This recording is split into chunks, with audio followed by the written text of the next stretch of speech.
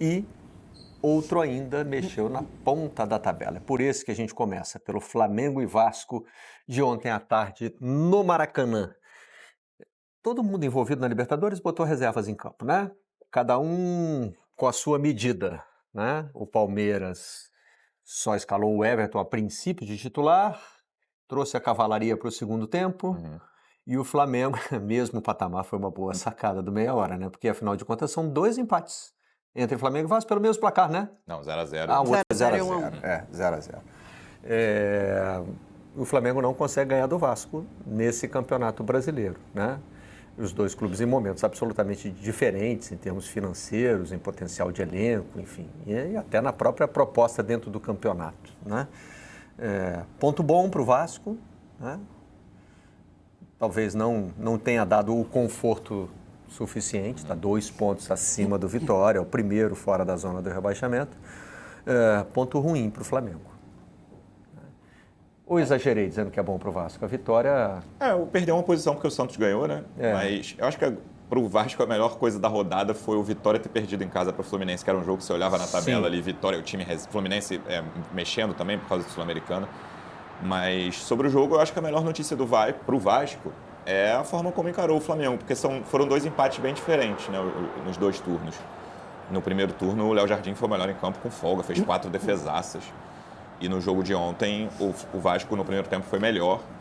E no segundo tempo tem um período ali que o Flamengo bota os titulares ali, que nem entraram tão bem, né? Primeiro entraram o Lino e o Vinha, que nem é titular, mas o Lino é. Logo depois ali, aos 18, entraram Arrascaeta e Pedro. O Léo Jardim faz uma defesaça, né? Faz uma. Só que toma um gol em seguida. Não, e ele estava inseguro. O Léo Jardim estava inseguro no jogo. Não achei uma boa atuação dele, não. E até no lance do gol, ele demora a sair no início, antes do Cebolinha chutar no travessão. É um lançamento do Alan que ele demora a sair. E, no geral, o Vasco fez um primeiro tempo bom, superior ao do Flamengo. E aí, no segundo, o que eu achei foi que Essa foi uma baita defesaça do Rossi, que falhou no gol também, né? Eu achei que ele saiu mal nesse lance aí, ele vacilou ali, ficou no meio Aquela história do goleiro que fica no meio do caminho, né? Ele ameaça sair, não vai para dar o soco na bola e quando volta não dá mais tempo. O Fernando Praz fez uma análise no fechamento ontem que ele disse que o Rossi tinha que voltar antes. Ele achou que estava longe para o Rossi ir, mas que ele tinha que ter voltado antes ali. Nesse cruzamento, achei que ele foi mal. E aí, no segundo tempo, o Flamengo tem um período de superioridade clara até o Diniz tirar o Coutinho e o Verratti. Achei que o Diniz demorou um pouco a tirar os dois. Os dois fisicamente não estavam conseguindo acompanhar o ritmo, principalmente no segundo tempo. O Coutinho foi importante no primeiro tempo, nas bolas paradas, inclusive, na assistência do gol. Mas depois o Vasco conseguiu até na reta final equilibrar de novo. Tem alguns erros ali, né? A gente vê esse, por exemplo, erro de saída do Léo Jardim, um chutaço do Saul. Mas foi um jogo mais equilibrado do que eu imaginava e o Vasco, acho que é melhor, o desempenho do Vasco é melhor do que o resultado, se você pensar na tabela. E para o Flamengo as duas coisas são bem ruins, né? Tanto o desempenho quanto o resultado. É que o Vasco tem momentos de domínio mesmo na partida, né? Em momentos, esse é um dos gols que o Pedro perde na pequena área, né? Assim... O Vasco tem momentos de domínio, o que mostra que o Luciano falou sobre uma competitividade maior, que para mim é a novidade desse clássico. Porque eu estava tentando lembrar quando foi aquele... Eu acho que foi no ano passado com o Tite, que o Coutinho empata no final. Foi, o segundo turno do ano passado, exatamente isso, 1-1. Foi uma... né? O Flamengo produziu 50 milhões de chances. E aí o Coutinho vai lá e empata no final e é o mesmo resultado. É o mesmo resultado. Com um cenário completamente diferente. Verdade.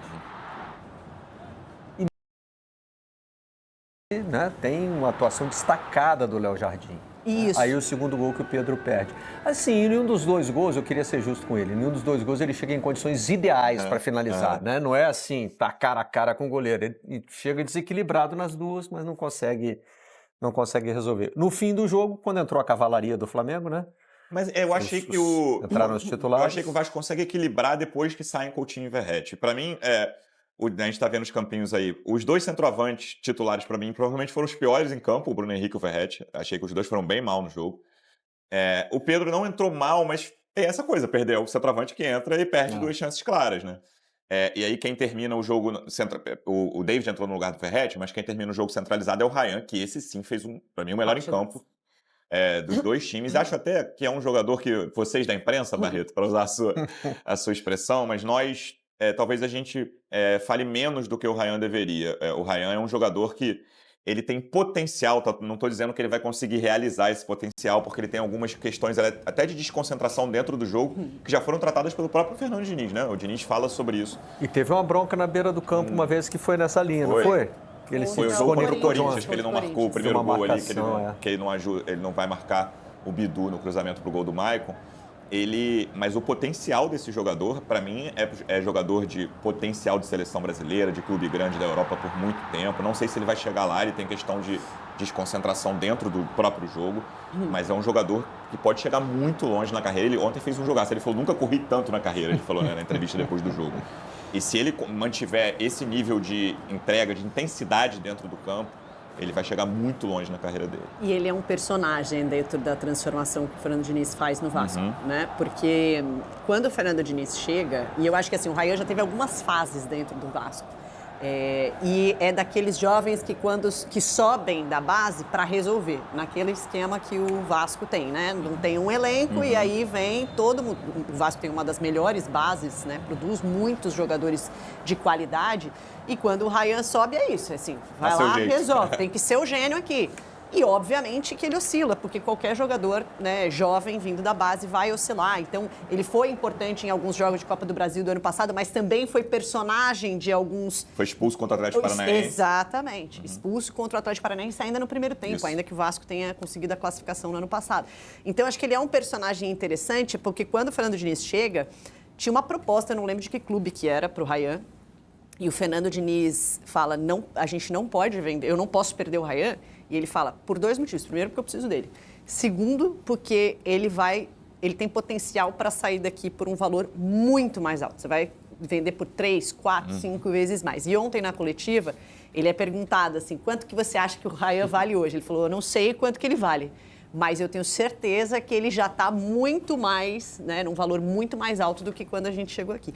E, de fato, né, Barreto, a transformação, isso que eu acho que é uma das coisas mais legais do trabalho do Fernando Diniz. O quanto ele consegue potencializar jogadores que todo mundo vê o potencial, mas que por algum motivo, talvez pela pressão, talvez por não saber lidar com as oscilações, e aí o Vasco é um clube pressionado, está sempre brigando lá embaixo, a torcida, óbvio, espera muito, então acaba que às vezes esse fardo fica num jogador que vem da base, porque é ele que tem que resolver, não teve mais contratação para resolver, então assim, é pesado. E é impressionante a evolução dele com o Fernando Diniz, assim, a entrega dele, concordo com o Luciano, acho que em alguns momentos ele ainda se desconcentra do jogo, e esse é um problema, porque o Vasco é um com o Ryan concentrado e é outro sem o Ryan concentrado, mas é o personagem, de competir, de chegar na frente, de se posicionar, de ter velocidade, intensidade de jogo, é um cara que transforma partidas para o Vasco. Acho que ontem concordo muito com ele ter sido o craque do jogo e acho que é um personagem interessante nessa transformação que o Fernando Diniz faz. Então vamos fazer o seguinte, já que vocês estão falando da influência do Diniz sobre o Ryan, que foi o personagem do jogo, vamos ouvir primeiro o treinador do Vasco para rodar aqui alguns trechos das entrevistas coletivas que nós separamos. O time tem, a pontuação que a gente tem no Brasileiro não condiz com o que o time produziu. A gente deixou pelo menos uns 8 pontos muito claros, que a gente pode colocar aí o Ceará, o Grêmio, o próprio Inter, que a gente estava com os resultados na mão e a gente acabou cedendo. Hoje é um jogo emblemático, porque é um clássico e o maior rival, e é um time multimilionário, que tem vários jogadores de seleção, você tira um de seleção e bota outro, e o time conseguiu competir, em determinados momentos se impor. Quando o Flamengo se impôs, a gente conseguiu se defender bem. E isso só reforça que o time é capaz de fazer grandes jogos e disputar contra qualquer time. Foi assim contra o Flamengo, foi assim contra o Botafogo também.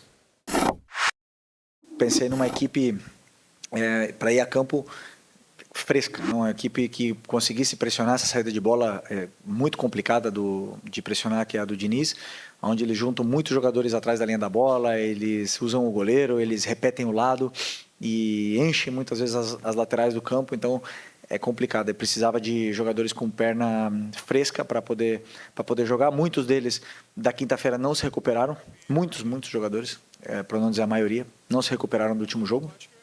que foi quinta-feira à noite, 9h30, acabou que chega quase 2 da manhã em casa, e o jogo hoje, 5 da tarde, com o calor, obviamente que não estavam recuperados. Portanto, optamos por colocar esses jogadores, alguns deles no segundo tempo, para tentar melhorar e dar mais força ainda para a equipe com as trocas, e foi assim nesse momento. Tivemos nosso momento aí de pressão máxima em cima da defesa do Vasco, mas infelizmente não conseguimos fazer o gol.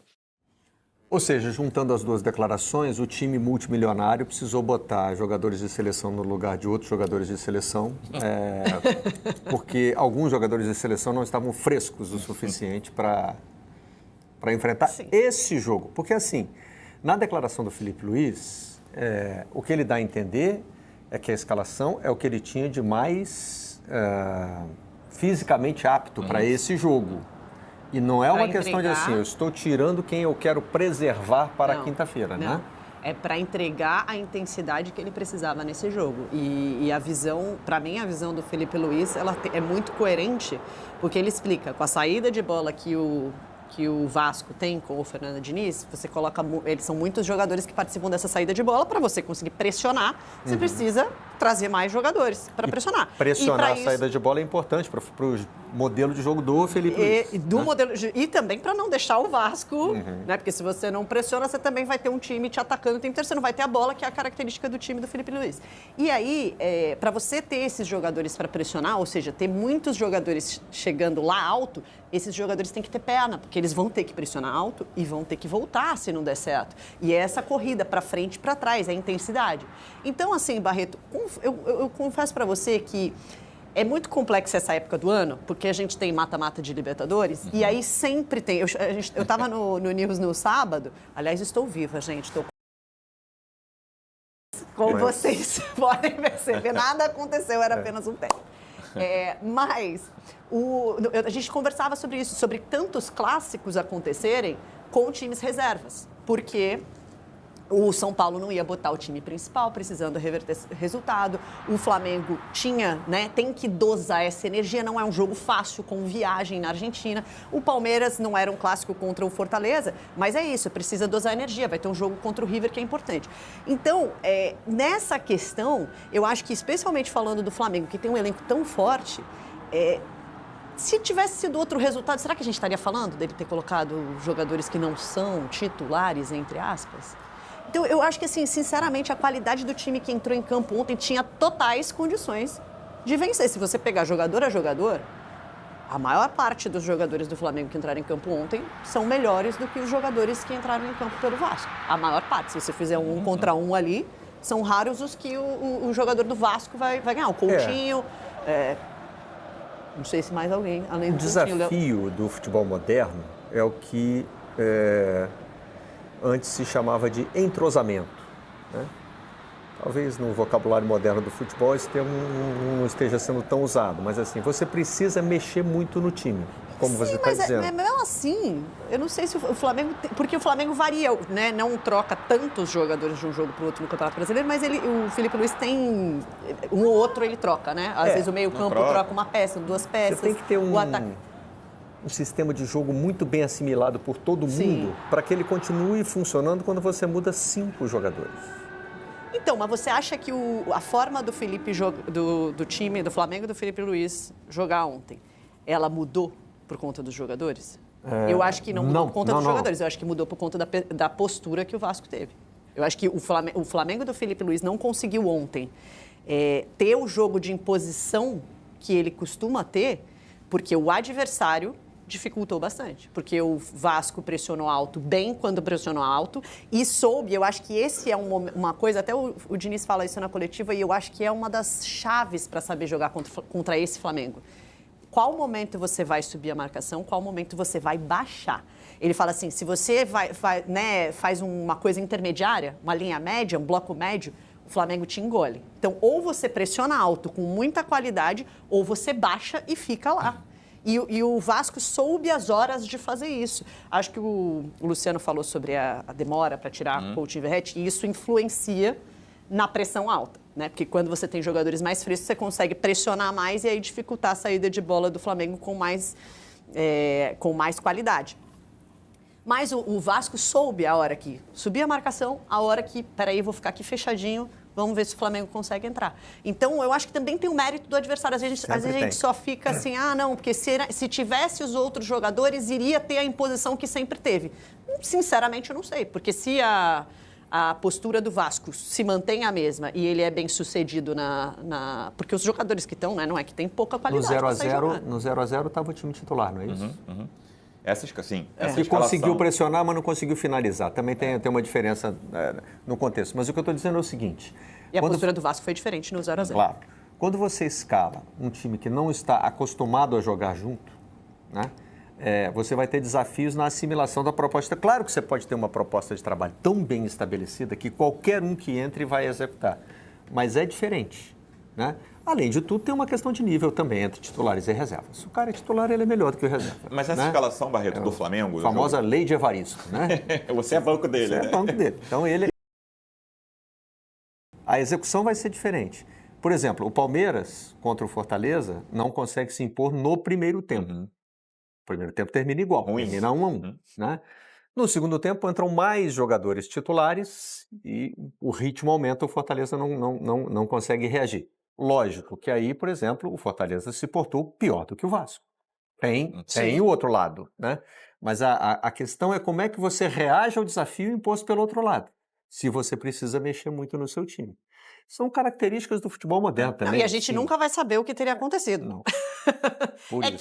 Dá uma boa desculpa, Exatamente. né? É uma boa desculpa. Não estava com o time principal, não estava desde os primeiros minutos com o time principal. Na inexistência do multiverso, isso. Não saberemos. Se um dia descobrirem que tem um multiverso, a gente vai lá ver como é que foi esse Flamengo e Vasco com o Flamengo jogando com os titulares. Sabe um outro multiverso que eu ia falar?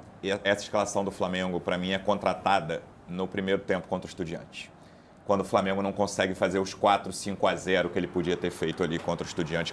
Lembrando, 8 minutos estava 2-0 e o Estudiantes não estava vendo a cor da bola, não sabia onde estava. Parecia o choque de cabeça do Robert Renan ontem ali, que o médico faz o teste, o Robert Renan claramente não sabia onde estava. O Estudiantes não sabia onde estava no primeiro tempo contra o Flamengo no Maracanã. E aí, o Flamengo perdeu a chance de resolver a parada. Né? E aí, quando você perde a Podia chance ter de resolver mexido no time mais cedo, no segundo tempo. Olha o lance aí. A imagem do Robert Renan que mais me chama a atenção, lógico que o choque é muito, né, é muito violento. É um companheiro. Quando ele cai, a gente já fica preocupado. Mas na hora em que o médico passa o dedo num lado e ele olha para o outro... Né? Que aí o médico fala, não vai dar, vai ter que sair. Olha lá. Esse é o momento. Essa imagem. Me acompanha aqui, ó. Ele vai para o outro lado. Né? Ele está em Nárnia nessa hora. E aí o Hugo Moura, o Diniz, tentam ali e o médico é bem firme, corretamente, né? Porque tinha ficado aquela imagem do brasão do Santos na semana anterior contra o Galo e foi correto. Olha o não veemente ali feito com o dedo. Não. O Diniz tenta entender o porquê. E deixa eu só te dizer, acrescentar um aspecto, né? Quando você perde um jogador por concussão, ele fica 5 dias, tem alguma... Eu esqueci a quantidade de dias. 5 dias sem mas poder isso treinar. Significa que ele não vai poder jogar quarta-feira também. Então, para a comissão técnica, é sempre aquela coisa assim, tipo, cara, tem certeza mesmo? Porque não é só o aspecto de ele não ter condições de jogo ali, mas é o quanto que ele vai... Né, perder os outros. E a decisão é do médico do clube, né? Na Premier League, que tem um médico da federação, que é quem toma a decisão, acho que né? Cada jogo tem um médico designado pela federação para tomar esse tipo de decisão aí. Mas aí o médico, né, pensou primeiro na saúde do jogador. Tem que ser, né? Ele está aí para isso. Tem um exemplo do recente do Santos, por exemplo, que eu não vou dizer que o médico não pensou na saúde do jogador, mas houve uma primeira avaliação de que o Brasão teria continuado. Aliás, o Brasão que bateu de novo. Outra pancada. Que estava com um galo na cabeça e tal, mas poderia continuar jogando pela resposta que deu a esse teste e depois passou mal. E por isso que é importante esse médico, primeiro, ter muita personalidade, porque é o que eu estou te falando. Assim, pode ter certeza que em várias situações, não estou falando do Vasco, estou falando de qualquer clube. Não, podia ser final tem pressão de comissão técnica pressão. Que você vai falar assim, cara, eu não vou ter o cara quarta-feira, entendeu? Você vai ficar com alguns dias sem esse cara. Então, esse médico, ele tem que ter personalidade e tem que saber que, assim, cara, a responsabilidade é dele. Porque não importa o que vai acontecer com o clube, né? O importante é a saúde do jogador. Não tem condição, não tem condição. Então, acho que foi uma postura muito acertada, né, do médico do Vasco. Carlos Eduardo Mansur, que está em casa sem voz, talvez por isso esteja muito ligado na leitura labial, né? Ele disse que dá para perceber o médico perguntando quanto está o jogo, né? E não tem resposta. Ali, Robert. naquele teste sobre as opções do Flamengo, você tirar ao mesmo tempo, vamos lá, no setor ofensivo, Arrascaeta, Lino, Pedro e o próprio De La Cruz, né? O Jorginho não está à disposição ainda, mas na comparação com o jogo contra o Estudiantes, é claro que isso vai fazer diferença. O Barreto citou o ponto do entrosamento e o ponto de que quem entra é pior do que quem saiu, né? O Alan é um jogador Mesmo muito que contestado. seja só um pouquinho pior. Isso o pior é básico, parece que um é bom e outro é Só ruim, tô não é dizendo necessariamente que isso. esse time que entrou em campo é capaz. Claro. Não, eu estou fazendo essa ressalva para concordar contigo. Porque você olhando isso aí, o Flamengo tinha condições de jogar principalmente no primeiro tempo com esses caras, com o Alan, com o Cebolinha, com jogadores contestados. O Bruno Henrique não fez um bom jogo. No primeiro tempo, o Bruno Henrique só queria discutir com o árbitro, né? O tempo inteiro ele estava discutindo com a arbitragem e participando pouco, e quando participava mal do jogo. Com essa escalação, o Flamengo tem condições de fazer um jogo melhor e de vencer o Vasco, ainda que seja um jogo equilibrado, mais equilibrado com essa escalação do Flamengo. E aí chama atenção também que os titulares que entraram no segundo tempo não entraram bem, ainda que o Flamengo tenha melhorado ali, tenha conseguido dominar uma parte do segundo tempo. O Arrascaeta errou muito, o Vinha, que não é titular, né? O Vinha erra 2 passes ali perigosíssimos no campo de defesa. O Pedro perde chances claras, o Lino não entrou bem, eu não gostei da entrada do Lino, é um jogador que vinha de uma ótima sequência, que errou muito. Então tem questões ali que eu não acho que esse jogo, que essa escalação prove que, olha, a prioridade não é o brasileiro, porque o Flamengo tem dito desde o início do ano, né? A diretoria, o Felipe Luiz, o BAP, presidente, o Boto, diretor de futebol, todos eles falaram, esse ano a prioridade é o brasileiro. Eu não acho que a escalação de ontem desminta isso. Fale, olha, não é, a prioridade é a Libertadores. Eu acho que a forma como o jogo se desenrolou na quinta-feira contra o Estudiantes, as chances que o Flamengo perdeu, e aí o gol sofrido no fim, com influência de arbitragem, mas no primeiro tempo não tem arbitragem. O Flamengo perdeu a chance de garantir praticamente a vaga nas semifinais da Libertadores. A forma como o jogo se desenrolou obrigava mudanças no jogo de ontem. E os jogadores que saíram são jogadores que sentem fisicamente. O Arrascaeta e De La Cruz, principalmente, são jogadores que sentem muito fisicamente. É difícil você, tendo uma decisão na quinta, botar os caras quinta, domingo, quinta. E assim como a gente fala sobre a possibilidade de o resultado ser diferente se tivesse começado, eu acho que principalmente o questionamento do torcedor é muito Arrascaeta, que é artilheiro, Pedro, talvez o Lino. O Lino porque é o Cebolinha que joga, né? Que a torcida está irritada com o Cebolinha. Exato. Então, assim, eu acho o seguinte, o Arrascaeta, eu tenho plena convicção que se ele joga ontem, não estando com as pernas frescas, como foi o termo que o Felipe Luiz usa, a probabilidade maior, não sei se é o do Flamengo ganhar ou se é do Flamengo tomar mais gol. Porque tem a questão da pressão na saída de bola. O Flamengo não ia mudar essa postura, né, que é a postura do Felipe Luiz de pressionar alto, porque o Arrascaeta não ia conseguir entregar isso. Ele iria ter que entregar isso. Se ele não está apto, né, em condições físicas de entregar isso, e em 10 minutos ele cansa e não consegue pressionar alto, o Vasco teria mais espaço para jogar, para sair dessa marcação e aí encontrar uma defesa exposta. Porque quando você pressiona com muitos jogadores, naturalmente, lá atrás, você fica exposto. E aí você poderia sofrer gol. Então, assim, gente, futebol é cobertor curto. São decisões que você toma que têm consequências. Você poderia ter decidido colocar o time titular e o resultado ou ser igual ou ser pior. Porque tem esse aspecto que o Felipe mencionou, da questão da entrega física dos jogadores. E eu acho que, principalmente, o Arrascaeta é um cara que, fisicamente, a gente sabe que ele não consegue jogar nessa entrega por 90 minutos, por 2, 3 jogos consecutivos. Se você vai precisar dele contra o Estudiantes, como é que você vai começar? Entendeu? Então, acho que assim... O Arrascaeta não entrou bem. Essa comparação que o Barreto fez com o Palmeiras, o time reserva... Foi o Sousa que fez o 2-1, mas o primeiro tempo é um primeiro tempo ruim. O Breno Lopes perde uma chance claríssima, podia ir para o intervalo 2-1 Fortaleza. Quem resolve, tá 2-1 com o Sousa, mas o Arrascaeta podia ter entrado e acertado 2 chutaços, como o Andrés acertou na véspera. O Pedro, por exemplo, teve as oportunidades. Teve 2 chances, basicamente, uma delas na pequena área, ele não conseguiu resolver. Então, a cavalaria do Palmeiras. Exatamente. A cavalaria funcionou. Entrou atropelando. E a cavalaria do Flamengo não resolveu, o que também indica isso que a Rê falou. O Arrascaeta de início estaria mais mobilizado, jogaria melhor. Pode ser, não acho um ponto absurdo, mas deixaria algumas coisas ali para facilitar a vida do Vasco em alguns momentos. Em outros pontos, com a bola no pé, o Arrascaeta, obviamente, facilita a vida do Flamengo também. Só para fechar, Barreto, uma frase de Charlie Brown Jr. Opa! Cada escolha é uma renúncia. Simples assim. É verdade. Eu tenho uma amiga que diz, tudo não teremos. Né? Bem nessa mesma linha. Né? Bom, a gente tem aqui, só uma coincidência para assinalar, né? O Luciano citou as reclamações do Bruno Henrique com o mesmo árbitro daquele jogo lá, que resultou no julgamento e tal. O jogo em que ele toma um cartão amarelo por reclamação, né? Um cartão amarelo que é cavado, como a gente depois entendeu nas investigações. Flamengo e Santos de 2023, né? Para ficar fora da rodada seguinte, e aí tem todo o envolvimento em apostas que levou ao julgamento.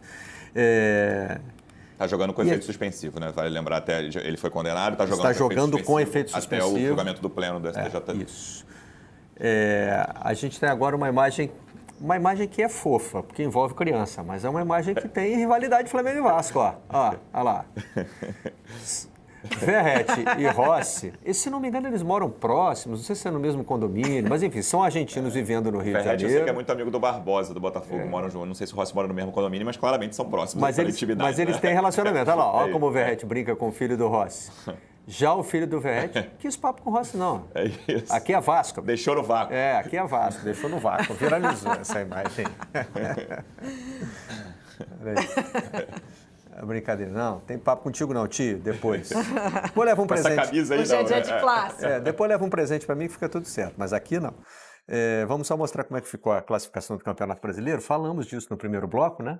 O Flamengo tem 1 ponto a mais do que o Cruzeiro, 2 a mais do que o Palmeiras. A briga pelo título está concentrada aí e o Mirassol está firme no G4, né? 3 pontos à frente do Botafogo. Já destacamos aqui a diferença de número de jogos, né?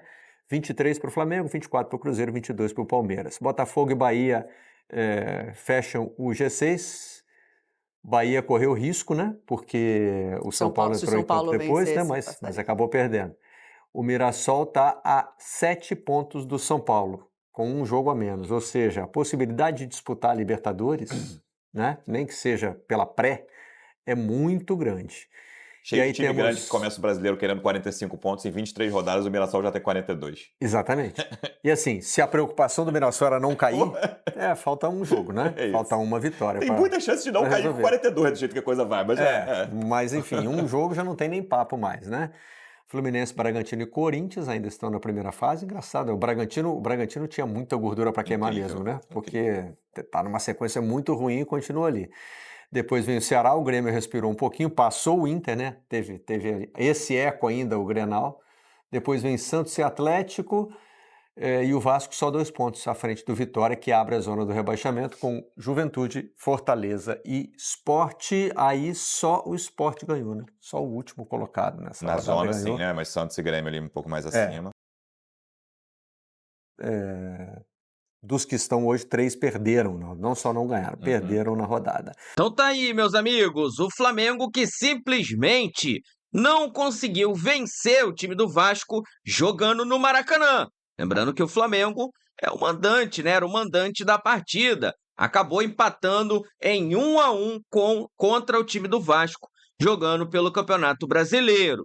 O técnico Felipe Luiz, inclusive, né, deu algumas explicações falando sobre o motivo dele ter escalado um time ali, teoricamente, alternativo para esse confronto. Depois, logicamente, ele acabou colocando, né, os jogadores considerados titulares, Arrascaeta, né, Samuel Lino e algumas outras peças no segundo tempo, onde o time, né, cresceu um pouco de produção, mas acabou ficando no 1-1. O importante é que o Flamengo segue na liderança do Brasileiro e segue na luta pelo título do campeonato. Agora o Flamengo terá pela frente, logicamente, o jogo da volta contra o time do Estudiante pela Libertadores da América. Vou deixar aqui os créditos para o canal do Sport TV. O link dele se encontra na descrição do vídeo como forma de crédito. Vou pedir a você que não é inscrito para se inscrever no canal, ativar o sino e deixar o like. Daqui a pouco eu volto e trago mais novidades para vocês. Afinal de contas, isso aqui é nossa paixão, isso aqui é nosso amor. Fui, nação!